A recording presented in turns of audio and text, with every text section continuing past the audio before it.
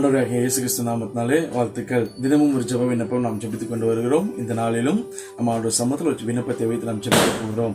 எரிச்சலின் ஆவிகள் நம்ம மத்தியிலிருந்து நீங்கும்படியாக நாம் ஜெபிக்க போறோம். எரிச்சலின் ஆவிகள்னு பார்க்கும்போது கோபம் வேறு, எரிச்சல் வேறு.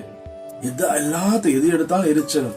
இப்ப நமக்கு பிடிக்காத ஒரு சாப்பாடு செஞ்சுட்டாங்கன்னா ஒரு எரிச்சலோட தட்டிப்பட்டு போறது, அது கோபத்தை வெளிப்படுத்த மாட்டோம், ஆனா எரிச்சலோடு இருக்கும். இருதயத்துக்குள்ள இந்த எரிச்சலின் ஆவி ரொம்ப அதிகரிக்க அதான் சொல்லுவாங்க, அகத்தின் அழகு முகத்தில் தெரியுன்ற மாதிரி நம்ம இருதயத்துல இருக்க அந்த எரிச்சல்கள் முகத்துல தெரிய ஆரம்பிக்கும். ஆனா அந்த எரிச்சல் ஆவி நம்ம விட்டு நீங்கும்படியா நம்ம இன்னைக்கு ஜெபிக்க போறோம். ஜெபிக்கலாம்.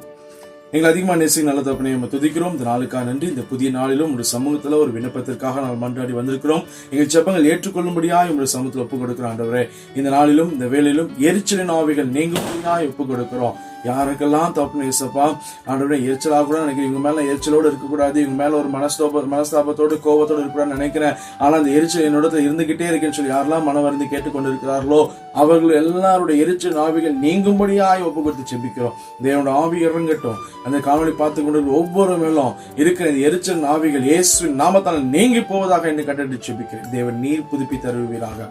இருதயம் கலங்காமல் இருக்கும்படியாக, இருதயம் ஆண்டு இயேசப்பா எரிச்சல் ஆவிமா நிறைந்திருக்க கூடாது தேவன் நீர் அதை புதுப்பி தருவீராக. இயேசு நாமத்தில் ஒப்பு கொடுக்கிறோம் நல்ல பிதாவே. ஆமென், ஆமென். God bless you. எரிச்சல் ஆவிகள் உங்கள்கிட்ட நீங்கி போவதாக. ஆமென்.